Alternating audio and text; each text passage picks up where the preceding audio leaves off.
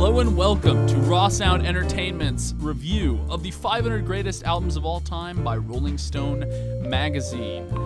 Today we're reviewing number 496, Boz Scaggs' self-titled album, Boz Scaggs. It's very important to us that you follow along, listen to the album, and tell us what you think in the comments below and at our new Twitter account, Raw Sounds YT. It's on the screen and in the description. My name's Marshall. And my name's Sam. Let's get started. So, Boz Scaggs. I'm going to have to let you know right now that this is the album I was the most not unexcited to do up to this point. I looked at all the other ones that we were doing before. We obviously look at them before we listen to them because we're not idiots, I guess. But that was a weird sentence. But this was the one I was sort of the most I wasn't very excited to do this one. The other ones I was all really excited because they seemed interesting. But this one just seemed really boring. Do you agree? Yeah, this is the last album I've gone into on this list going in. Well, I mean, there will be albums later on, obviously, that I've heard before, but like this is the last album I've listened to in this like quadrant of albums, and so I went into it with a bit of negativity. I agree. Like I did not think I was going to love it, which is a problem. I think we need to, in a way, work on our biases towards our preconceptions of music. Which is in many ways the point of, guys, it's many ways the point of listening to all these albums is to sort of break down those walls of what is genre and what is this, what does that sound like, is it similar to this, it's just music, do you like it or not? And that's sort of what these reviews are about in a way. But unfortunately we went into this, I think both of us, with a sort of bad taste in our mouth. To be fair, though, it has to do with the album art, which we'll talk about right now, so it should be like right up on the screen right now. I mean, that was the perfect segue, wasn't it? Yeah. Thank you. The album art review that we've been doing. Oh, God. This album art, I don't know what he was thinking with this one, to be honest. If you look at it, it's just him standing in front of what seems like a wood cabin? It doesn't look... No, it looks like on a street.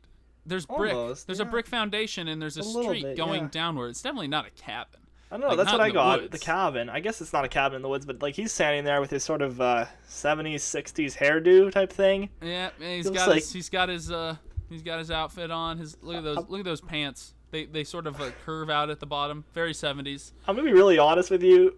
He looks really sleazy in the picture. He looks like a total piece of, like, he just looks a little bit like a pimp. Like, he looks like he's trying to sell me some used like car. Like a used car dealer from the 90s. Or like because everyone knows like used he's like cars. a jeweler.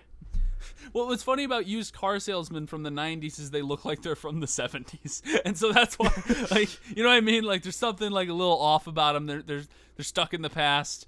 Used car salesmen now look like they're in the 90s. Like, yeah, it's like they time traveled here. It's like they just walk and step. It's all the time travelers. Which makes sense because they're selling shitty cars from that decade.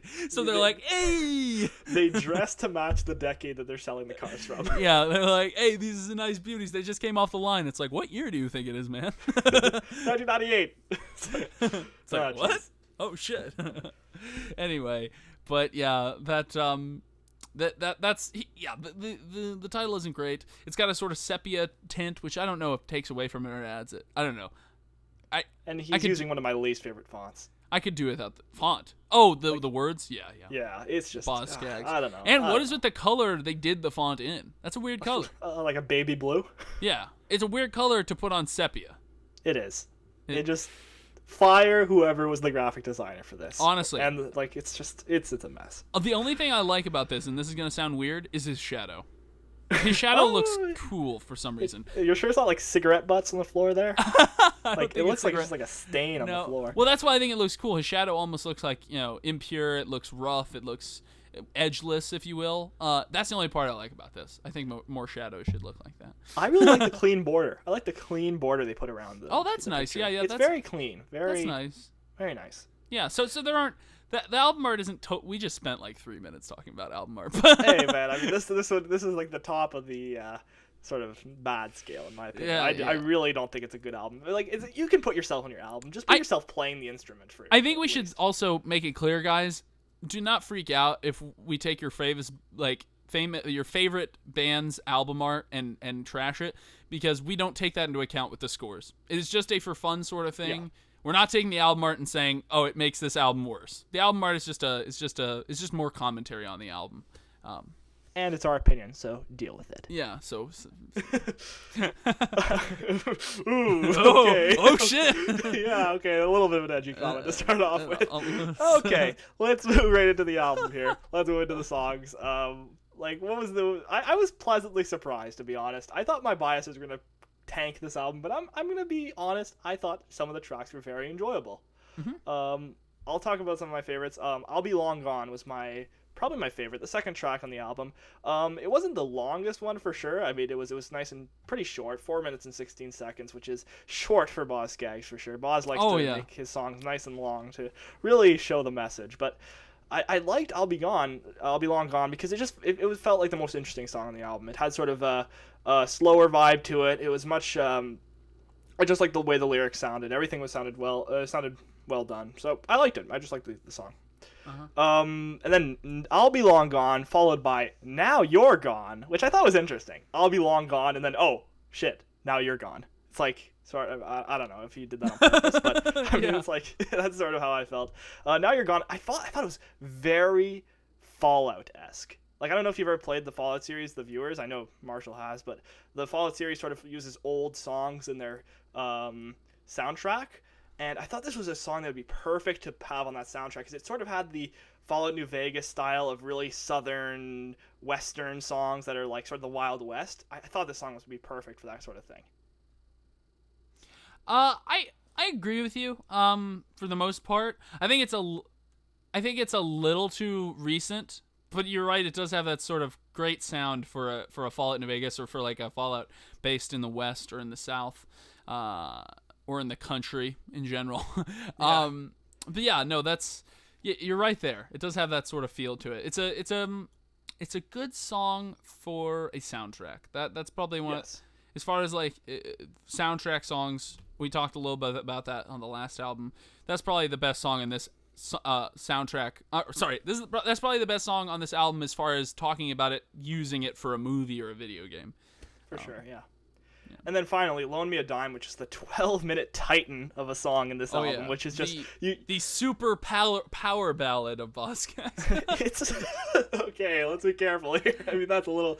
Just go into it, you'll start hearing... Very Jimi Hendrix-like. Yeah. Not really. If you go into this thinking, is that Jimi Hendrix? No, it's actually not, surprisingly. But, I mean, like, Loan Me a Dime, you're listening to the album and you're just scared to tackle this song because 12 minutes is a long time. That's a long time for a song you like. Oh my god, yeah, you're like, okay, when is this one gonna end? But Loan Me a Dime, I didn't mind it that much. I was happy that Boz Scaggs could finally just be quiet and sort of let the instruments play because that sounded really mean, but Boz Scaggs, should you just shut the hell up? Yeah, just show us the guitar. No, but that's not what I mean. I mean, it was fun to see that he could also play an instrument, and he played it very well. And I thought it was an interesting song. It sounded good. His guitar was very not loud, but very bluesy guitar, which makes sense because he's a blues artist. I don't have a lot to say about these songs because I'm not a big fan of blues, and I don't have very much experience in blues, as you could probably already tell. But by about album 500, I'll have a lot, or number 1 on the list, I should have a lot of experience with blues and have more to say. But for now, very soulful music. That's mostly all I can say. I thought these 3 songs that I just named were pretty entertaining. How about you, Marshall? Sorry, I went on for long enough. So my opinion is going to be a little bit harsh on this album. So sorry if you're a big fan of it. You can call me out on Twitter. I'll be happy to have a conversation with you. And I'll be very happy because I love talking with people. But I'll Be Long Gone is probably the song that I like the most in this album. It's also what Sam said. It's got a good sound. It was a good song. Loan Me a Dime, really long. Really, really, really long, but I think in a way its length makes it a defining song. Yes. Like, it said that Loan Me a Dime was an FM hit, which I'm not really sure what the hell that means. Maybe it means it just was popular on certain like blues radio stations. But maybe it got a lot of play on radio. Is that what it means? Well, yeah, I'm guessing that's what it means, but I don't think it means like because when you hear the word. Like it's on the radio, you think really, really, really popular. So I'm thinking radio hit. It's such a weird way to put it. It is a really weird way to put it because when you think FM radio hit, what is that like you mean like Britney Spears or? Exactly. I mean, it could But- be anything. But yeah. But anyway, it's a long song, and I think that gives it in a way some character. Yes. Versus other songs on the album. Personally, my least favorite song, maybe Sweet Release or Waiting for a Train. I didn't like either of those too much. I didn't really love I'm Easy. And here's one of the reasons I didn't necessarily hate any of the songs. Like, there are songs I hate. None of these songs I hated. Or really even disliked aggressively. But the album itself felt to me to have no theme. Okay, I've talked about this before, where I think what makes good songs is that they sound good and they have all the things that makes a song good, whether it's good lyrics and good tones. But what makes an album good is the fact that it has a theme, and this album just to me has no theme, has nothing connecting one song to another. The genre changes almost, not necessarily the genre, but the tones of the song changes insanely between songs, to the point where I just don't feel like I'm listening to the same album sometimes. At best, it's background music. Like, this to me feels like the music you would play in an elevator. It's just, you said it's soulful. To me, it feels soulless. I saw a great theme here. So after you're done, like I'll explain that for sure. Okay, I'd love to hear your opinion, because I'd love someone to tell me what the hell the point of this album is. Because to Maybe me, I'm reaching really far, but I'll tell you. to me, it felt like it had very little themes, nothing really stringing the album together, and musical or lyrical, in my opinion. And I have a feeling you're going to find a lyrical theme. But that's my opinion, and I'll take everything I just said into my score, unless Sam can really flip the tables on me, in which case maybe my score will raise after what he has to say. I find it weird that you didn't bring it up, because you're usually the one that finds these themes in these songs. I'm all surprised about all the stuff I missed, but I thought I found something that was pretty interesting here.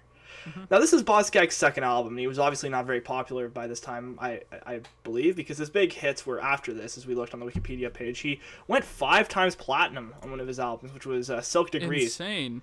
Yeah, 5 times platinum, 5 million albums sold, which if he's making $1 an album, that's $5 million, but I'm guessing he made even more than that. But maybe in 1971, maybe not, but well, regardless of how much he made, like, that's an insane achievement. It's a very that's a very successful album, and to get people to actually go out and buy it, it's a big step. People show off if they sell a gold album. They're like, yeah, I got a gold album. How many is a gold? Like, I've got 5-time platinum, bitch.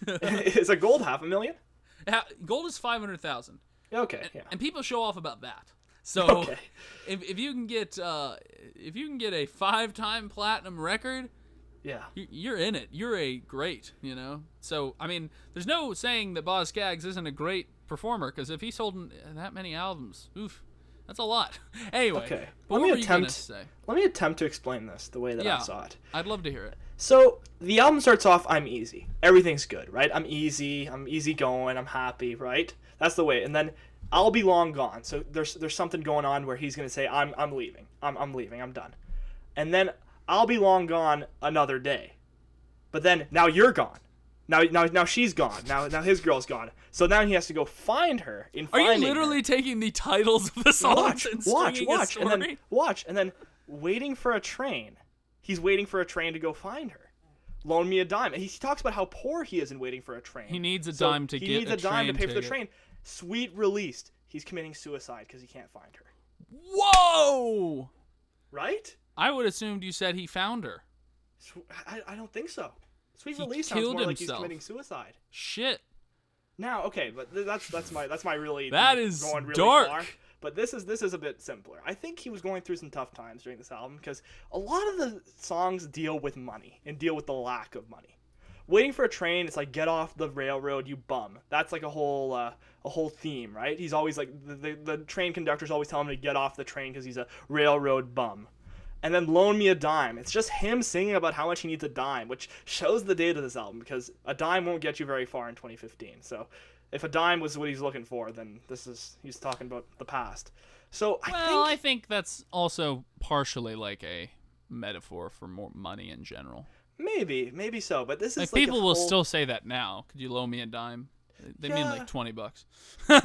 this is a whole. I think this is a whole piece on how like he must have been a struggling artist back then, trying to get a big break. So this was just him singing about his life, singing about how he's not doing so good, not doing so well, because it seems like a lot of these, it's the blues of course, but a lot of these seem to be he's missing something, he's gonna leave, and then he gets on the train conductor kicks him off, and then he needs to loan some money, and then it just seems like it's a talking about Boz Scaggs and how his life has been difficult up to this point. That's what I got from it. See, now, with your first meaning, did you take that from the lyrics and themselves or just the titles of the songs? They do sort of go along with that. Because I didn't feel that listening to the songs. But when I'm looking at the titles, I know what you mean, obviously. The lyrics sort of do. Another Day, Another Letter, I think, is the most out-of-place song on the entire album. It's just so boring. It's so boring. Another day, another letter. It's like, oh god. It's like, could you make any more of a boring song? I thought it was just like, I don't know. I really did not like that song. But like the other ones around it, I'll Be Gone and Now You're Gone, I thought it had I'll Be Long Gone. I thought they had a link, because I'll be gone, I'll be long gone. Oh wait, now you're gone. I just thought that was clever, and I hope they are linked in some way. But I don't know. Maybe I'm just looking too far, but I certainly saw that there was a meaning there where you didn't. So. No, I understand what you mean. I just didn't feel like that meaning was strong enough in the lyrics themselves, and in the and I definitely don't think the musical themes were very well linked. Anyway, but that's just me. Like, that's honestly, as an album, that's gonna bring down my score pretty low. But it's just 9 songs too. There's not enough there to really judge it. Really make a good album. I think it's as many minutes as the last album that we gave. It is as many minutes, but 9 songs. There's not a lot of content.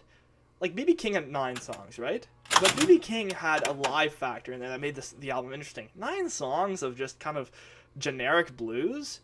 I don't know. I don't know if there's enough there. Well, that's another thing. Like, in my opinion, BB King's album was held together by the fact it was live and in a prison, and the context of the album was what strung the songs together. In my opinion, this album lacked something like that. I didn't feel that the lyrical themes strung them along. I didn't really see what you were talking about while listening to it.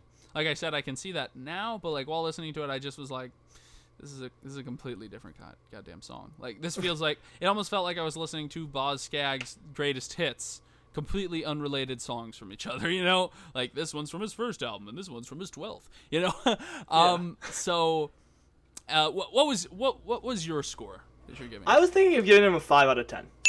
Okay. I was going to score him one octave under BB King. Okay. I'm giving him... Or actually, 5 out of 10. That's what BB King's at now, so it'd be a 4 out of 10 now. Because we did the whole switch last episode. Shit. So now he's down to a 5 out of 10. I'm going to go down to a 4 out of 10 for Boz Scaggs. I'm sorry, Boz, but that's how it works. Damn. Well, I'm giving him a 3 out of 10. 3 out of 10. I was originally going to give him a 4 out of 10, but I realized 5 minutes earlier, too, that we lowered the scores. Yeah. And I was like, oh, I guess he's a 3. Yeah, it's sad. I don't feel good about giving that score, but I really only did like 40% of the songs in this album. Even at that, like, there was only a few songs I really liked, and I liked the really long one, but did that really make up for the rest of the album? Not really, in my opinion. The songs did not make me want... The songs did not in themselves make me look forward to hearing other songs on the album, or other songs from him in general. Now, yeah. I'm very interested to hear this 5 million seller that he released. I think it is on the list. It has to be, right? There's obviously something. If this album is on the list, that one is. I mean, come for on. Sure, it has to. They had to give it to him. But like, I mean, I'd be interested to hear what the hell's on there. Yeah. Anyway, but that's our review from Boz Scaggs. Probably the most harsh review. No, definitely the most harsh review so far of an album. I have no doubt there will be harsher. I like this. I like this episode though because it really showed more of a critical side, because we've had some pretty fun albums up to this point. You have to admit, we've been pretty pretty privileged to have these albums as our first 4 because they've all been pretty fun. I think most of them are gonna be on the better side, because this is, after all, this isn't like 500 randomly selected albums of different quality. This is the 500 greatest albums. So like, most of them, we're probably gonna be at least somewhat agreeing with Rolling Stone experts by saying, yeah, it's pretty good. Like, I think on albums like this though, you know, there's gonna be the occasional album where we're gonna be like, no, I don't see why this is on this list, and I don't see why this is on this list because there are so many albums that I listen to that are better than this in my opinion and aren't on this list. Not like hundreds, but there are albums I listen to that are not on this list and they deserve to be compared to albums like this in my opinion. But that's just our opinion. Make sure you guys tell us what you guys think, like I said earlier, in the comments, on Twitter. Tweet at our official Twitter account. Tweet at our personal Twitter accounts. Definitely tell us what you think, because we're interested to know. Now, wait a second, Marshall. We're forgetting one last thing. What? This show doesn't stop here. There's another episode coming out in 2 days, and that is going to be Bonnie Wright, Give It Up. So... if you guys want to, do you think this is an album about sex? Because that's the first thing I thought of when I heard that. As immature as that sounds. She went to Woodstock, headed to Woodstock to cut her second LP. It's Woodstock, and it's called Give It Up. Like, I'm thinking, give it up, girl. Come on. California darling Wright heads to Woodstock to cut her second LP. There's gonna be, I think there's gonna be a lot of sex. I think it's gonna be a fun album. I say that a lot. That's sort of my buzzword, but I think it's gonna be interesting. I don't know what to expect from it at all. I've never heard the name. It is the first album on the list with a female singing. That's true, yeah. So I think, in a way, it'll be a huge change. If you look at this list overall, there's a lot of dudes. It's really male-oriented. It's a sausage fest. It's which I don't agree with, but it's the way the music industry works. I guess that, like the film industry, a lot of lead roles are men, sadly. So, you can finish the outro. No, I'm sorry for cutting you off, but no. I mean, you had to. So yeah, definitely stay tuned for that. I'm sure we'll have some interesting things to say. According to Rolling Stone, it's folksy blues. So great, more blues. More blues. But I think it'll at least be a good change because it'll be a girl, and she's at Woodstock. I mean, this isn't gonna be your normal blues. This is like tripping on acid blues. It could be completely crazy. Yeah, she seems very hippie-ish, which I'm excited for. And she had to be a hippie. I like a hippie. Who doesn't like a hippie? Right? Yeah. Hippies are just likable people. The only people who don't like hippies are old people, and old people aren't likable people. So. Wow. Okay. Oh, there shit. goes half the demographic. Sorry, I gotta. Really old, like dead. None of you guys watching. Yeah, not the big ones. You guys, we love you guys. We love all of you. Anyway, but yeah. So I hope you guys stay tuned next time, and as always, interact. We'll see you guys next time.